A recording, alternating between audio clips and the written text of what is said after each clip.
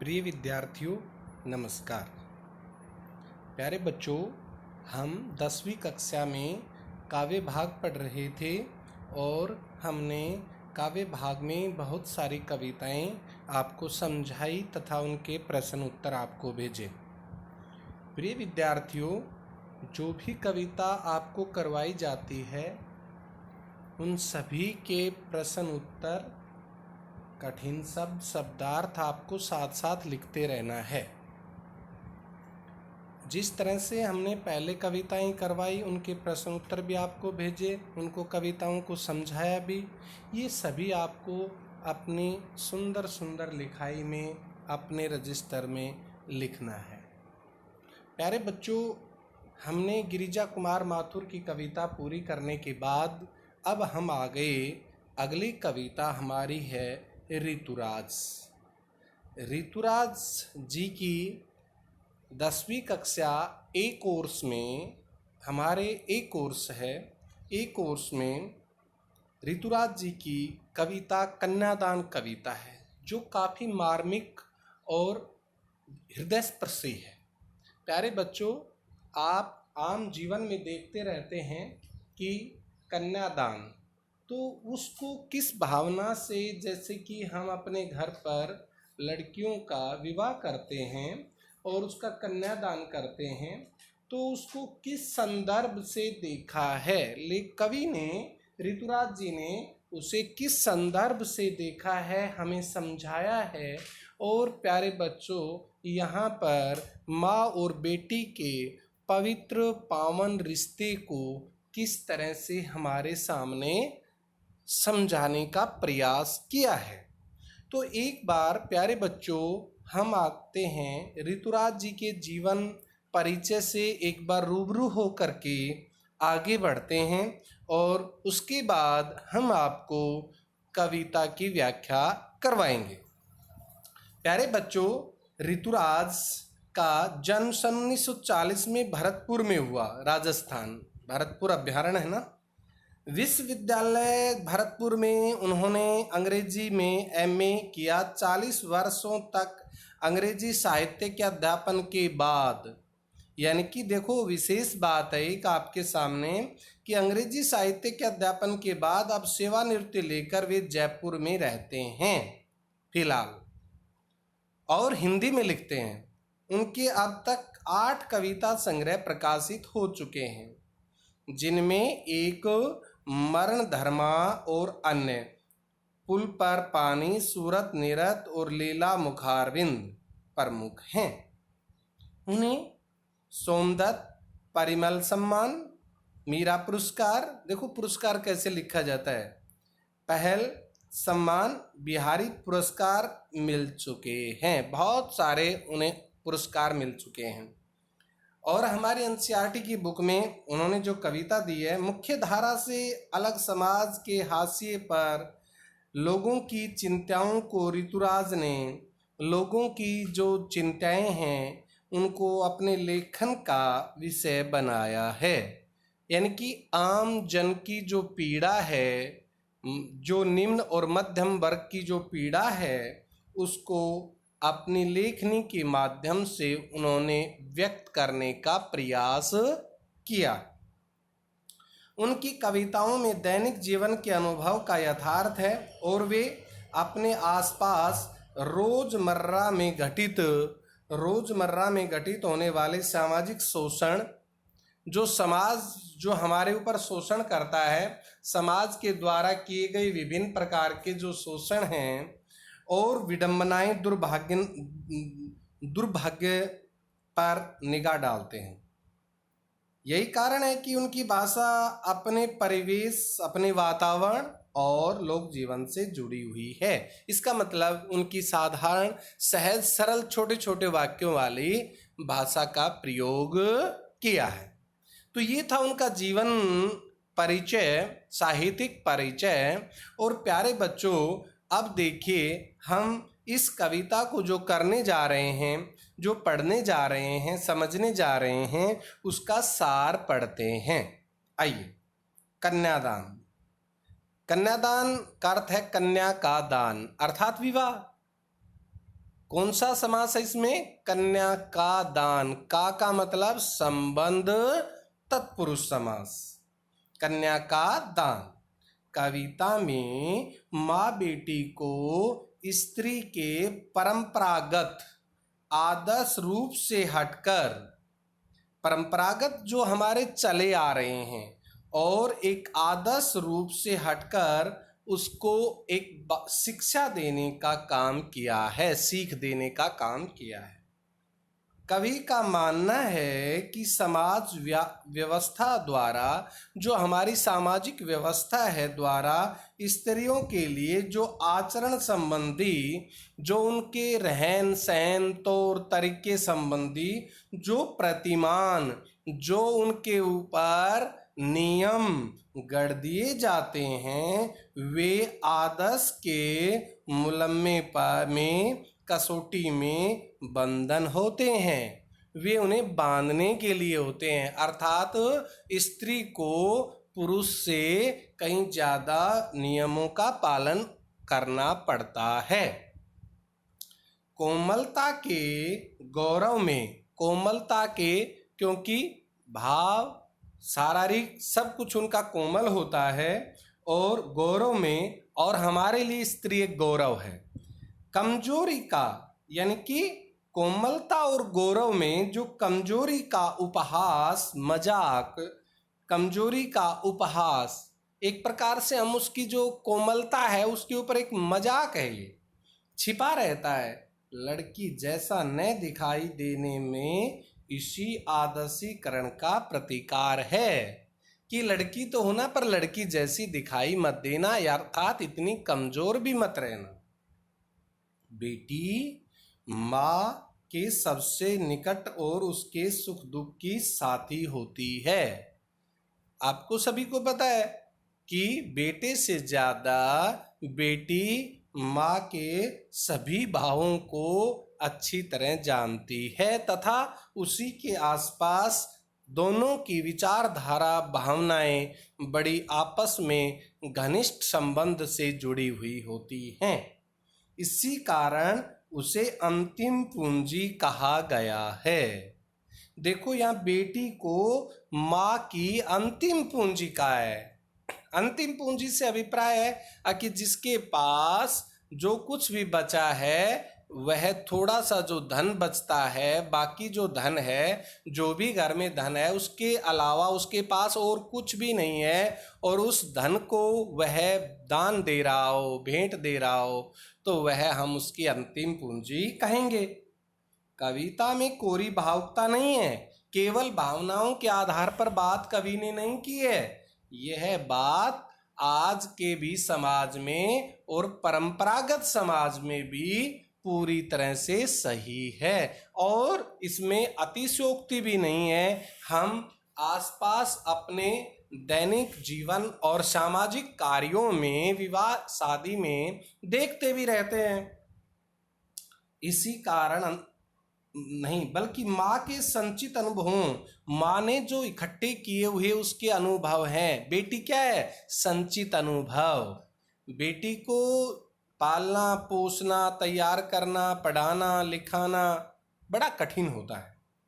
संचित अनुभवों की पीड़ा की प्रामाणिकता अभिव्यक्ति है, जो उसके साथ प्रमाण के साथ प्रस्तुत किया है, अभिव्यक्ति है संचित अनुभवों की। माँ के संचित अनुभव, उसके अनुभव होते हैं उसमें कि किस तरह से उसने अपनी प्यारी बेटी का पालन पोषण किया है।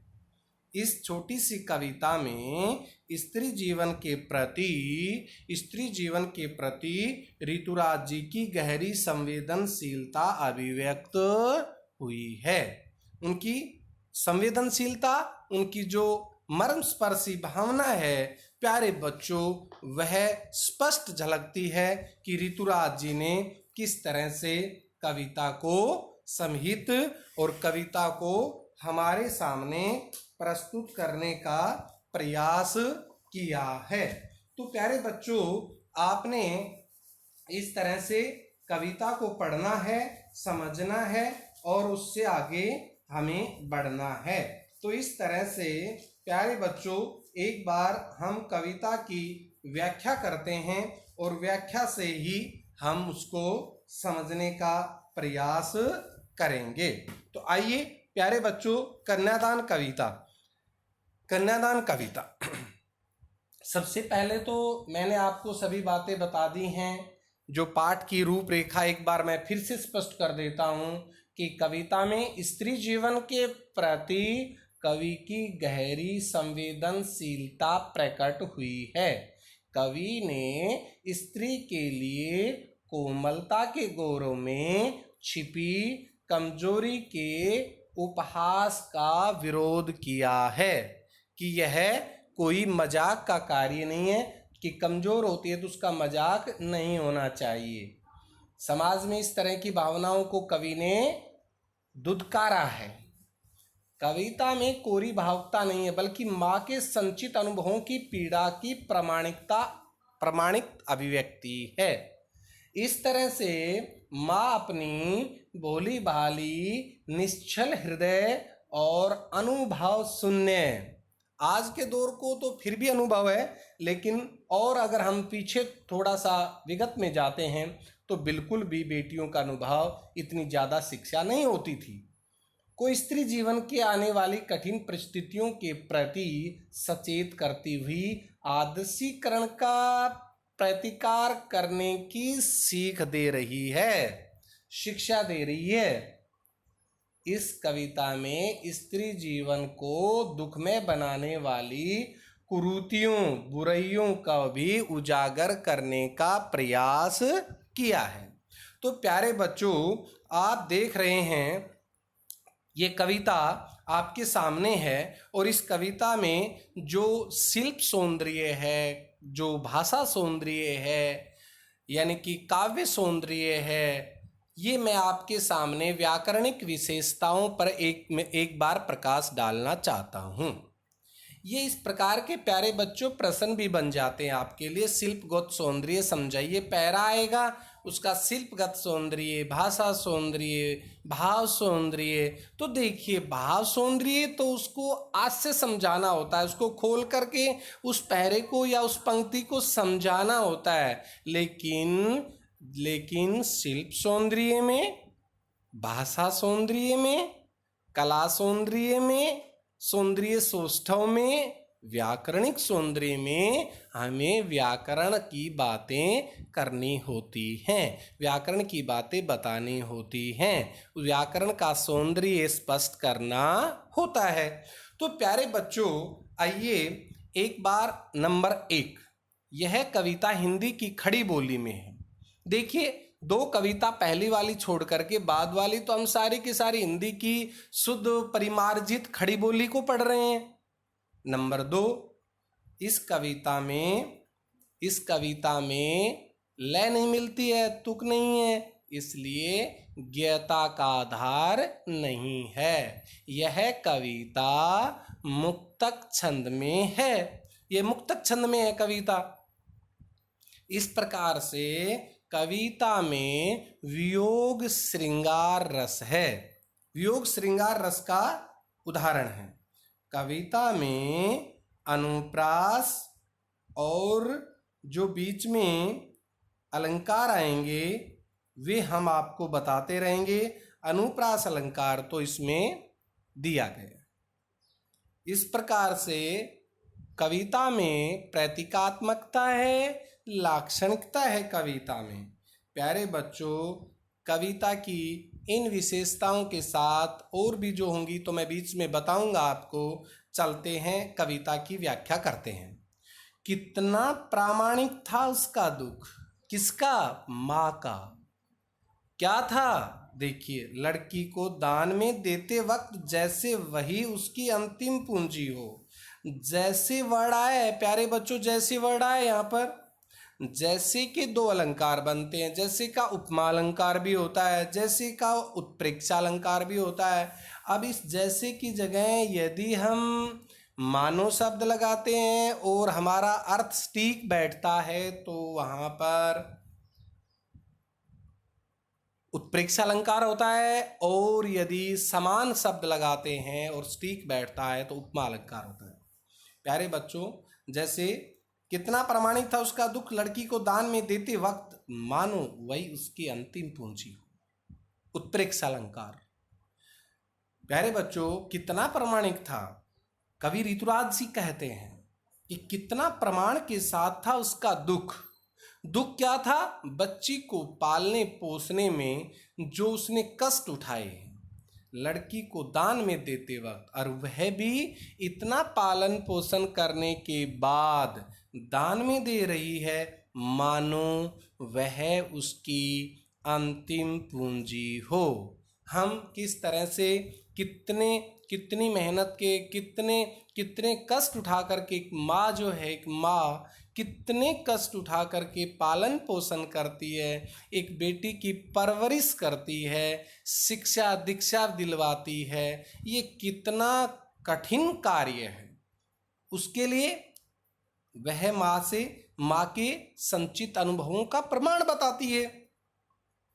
आगे देखिए, लड़की अभी सियानी नहीं थी, लड़की अभी समझदार नहीं हुई थी, यानी कि विवाह योग्य हुई थी, और उसे अभी इतनी भोली सरल थी। सियाने का मतलब उसे दुनियादारी के विभिन्न प्रकार के जो ज्ञान होते हैं या अनुभव होते हैं वे उसे नहीं थे। अभी इतनी भोली सरल थी, इतनी सीधी भोली भाली थी कि उसे सुख का आभास तो होता था, सुख का आभास तो होता था, लेकिन दुख बाचना नहीं आता था। प्यारे बच्चों, इन दोनों पंक्तियों का अर्थ देखेंगे। उसे सुख का आभास, तो सुख का आभास का मतलब विवाह के बाद उसे सुख मिलेगा, ये तो वह आभास करती थी लड़की, लेकिन उसे दुख बाचना नहीं आता था। दुख बाचने से अभिप्राय उसने अपने जीवन में माता पिता के घर कभी दुख नहीं उठाया, कष्ट नहीं उठाया। माता पिता के घर यदि उसे काम भी करना पड़ा तो हर्षोल्लास और खुशी के साथ किया। वह उसने अपना फर्ज समझ करके किया, किसी दबाव या किसी अन्यत्र से भाव से नहीं किया। लेकिन दुख बाचना नहीं आता था, उसे जीवन में दुख नहीं उठाया। माता पिता के घर कभी उसने दुख नहीं उठाया। और वैसे भी पिता के भी सबसे नज़दीक होती है, पिता की भी सबसे प्रिय होती है बेटी, पिता भी बेटी का कहना सबसे ज़्यादा मानते हैं। आप भी जीवन में देखते रहते हैं। उसे सुख का आभास तो होता था, लेकिन दुख बाचना नहीं आता था। उसने जीवन में कभी दुख उठाया ही नहीं। पाठिका थी वह धुंधले प्रकाश की। प्यारे बच्चों, वह पाठिका थी। देखना, इस पंक्तियों का आशय स्पष्ट करना आता है, ये प्रश्न है प्यारे बच्चों। पाठिका थी वह धुंधले प्रकाश की। वह एक प्रकार की पढ़ने वाली थी। कैसी पढ़ने वाली? धुंधले प्रकाश में, जैसे कुछ तुकों और कुछ लयबद्ध पंक्तियों को। प्यारे बच्चों, जैसे कि कोई भी पढ़ने वाला, कोई भी पंक्तियों को पढ़ने वाला धुंधले प्रकाश में पढ़ता है और उसे कुछ तुक कुछ लय उसको समझ में आ जाते हैं, कुछ नहीं समझ में आते। यानी कि कहने का मतलब ये होता है कि उसे कुछ तो बातें अंधेरे में हल्के प्रकाश में समझ में आ जाती हैं, कुछ नहीं आ जाती। उसी प्रकार से प्यारे बच्चों, उस बेटी को भी एक पाठिका बताया है कि एक पाठिका थी वह, जैसे धुंधले प्रकाश में कुछ तो जीवन, बचे हुए जीवन के अर्थ भाव समझ में आ रहे हों, कुछ नहीं समझ में आ रहे हों कि घर में मेरा जन्म हुआ और मुझे किस तरह से दूसरे घर में जाकर अपना जीवन की गाड़ी को चलाना पड़ेगा। पाठिका थी वह पढ़ने वाली थी। कैसे? जैसे कोई धुंधले प्रकाश में पढ़ रही हो, कुछ तुकों की पंक्तियों को, कुछ तुक और कुछ लयबद्ध पंक्तियों को। कुछ तो उनको पंक्तियां समझ में आ जाती हों, कुछ पंक्तियां उसको समझ में नहीं आ जाती। ऐसे पढ़ने वाली के समान थी। तो प्यारे बच्चों, इसके एक बार हम प्रश्नों पर भी नजर डाल देते हैं। साथ साथ एक जो प्रश्न आपके 2-2 अंक के प्रश्न छांटने के लिए आते हैं, एक बार उन प्रश्नों पर भी दृष्टि डाल लेते हैं। क्या आप आइए, हमने जो पैरा पढ़ा है उसके क्या आप उसके प्रश्नों के उत्तर दे सकते हैं? आइए चेक करते हैं। चेक योर नॉलेज कितना प्रामाणिक था उसका दुख में उसका शब्द का प्रयोग किसके लिए हुआ है, उसकी मानसिक स्थिति कैसी थी और क्यों। प्रस्तुत काव्यांश में उसका शब्द लड़की की माँ के लिए प्रयोग हुआ है। वह मानसिक रूप से बहुत दुखी थी क्योंकि वह अपनी प्यारी पुत्री का विवाह कर रही थी। दुख ये नहीं था विवाह कर रही थी, खर्चा कर रही थी, ये दुख नहीं था। दुख इस बात का था कि उसकी जो कली है उसके पास रहती थी वह जा रही है, और उसकी बेटी बहुत भोली और सरल थी, अभी वह सयानी नहीं हुई थी, अर्थात वह अभी जीवन की व्यवहारिक परिस्थितियों से पूर्णतः परिचित नहीं थी। तो प्यारे बच्चों, इस प्रकार अगला प्रश्न है, काव्यांश के आधार पर लड़की की विशेषता लिखिए। काव्यांश के आधार पर लड़की की विशेषता लिखिए। काव्यांश के आधार पर हम कह सकते हैं कि लड़की बहुत भोली, सरल और मासूम थी, अभी वह सयानी नहीं हुई थी। उसे सुख का अनुभव तो होता था, परंतु दुख किसे कहते हैं वह उसे पता ही नहीं था। उसने केवल माता पिता के द्वारा बताए हुए सुगम रास्तों पर ही चलना सीखा था। उसे जीवन में कठिन यथार्थ की जानकारी नहीं थी। उसके विचार से ससुराल का जीवन सुखद व स्वप्निल आनंद भरा होता है, बस ये है ज्ञान था। लयबद्ध पंक्तियों और तुकों से कवि का क्या आशय है। लयबद्ध पंक्तियों और तुकों से कवि का अभिप्राय है कि लड़की को बंधी बंधाई परंपराओं पर भी ज्ञान ही ज्ञान था, उसे जीवन के कठिन यथार्थ की जानकारी भी नहीं थी, और वह एक धुंधले प्रकाश में पड़ने वाले के समान थी। अगला प्रश्न है प्यारे बच्चों, काव्यांश के अनुसार लड़की को सयानी होने के लिए किन विशेषताओं से युक्त होना आवश्यक है और क्यों। प्यारे बच्चों, इसका आंसर देंगे, काव्यांश के अनुसार लड़की को सयानी होने के लिए उसमें दुख को पहचानने की क्षमता होनी चाहिए, क्योंकि दुख ही जीवन का यथार्थ है, वास्तविक सच्चाई भी है। उसे सुख का भोग कर स्वयं को संतुलित बनाए रखते हुए दुख की वेदना को सहज स्वीकार करने की कला आनी चाहिए, तभी जीवन संतुलित रह सकेगा। प्रस्तुत अगला प्रश्न है, प्रस्तुत कविताओं में कवि ने क्या भाव व्यक्त किया है। प्रस्तुत कविताओं में कवि ने विवाह के समय बेटी को उसके ससुराल भेजते समय माँ की अंतर्वेदना को व्यक्त किया है। माँ को यह लगता है कि वह बेटी के रूप में अपनी अंतिम पूंजी दूसरे को दान में दे रही है। उस बेटी को अभी संसार के छल प्रपंच छदम से भरे व्यवहार की कोई जानकारी नहीं है। वह ससुराल में जाकर तरह तरह के लोगों से अच्छे बुरे व्यवहार से किस प्रकार सह पाएगी। बहू के रूप में अचानक से उस घर की जिम्मेदारी कैसे उठाएगी। सिर्फ सुखों से पली बड़ी उसकी पुत्री दुखों का सामना कैसे करेगी। वह इन्हीं बातों को लेकर माँ बहुत ज़्यादा चिंतित हो रही है। इस तरह से विदा कर रही बेटी को सीख देने में माँ की किन भावनाओं की अभिव्यक्ति हुई है, ये प्रश्न है। माँ द्वारा बेटी को विदा करते समय सीख देने में कोरी भावुकता ही नहीं, बल्कि माँ के संचित अनुभवों की पीड़ा की प्रामाणिक अभिव्यक्ति भी हुई है।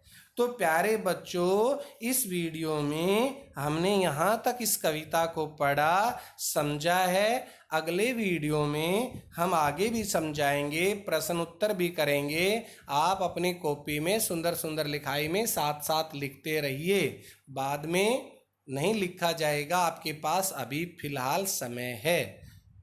अगले वीडियो आने तक के लिए नमस्कार, धन्यवाद।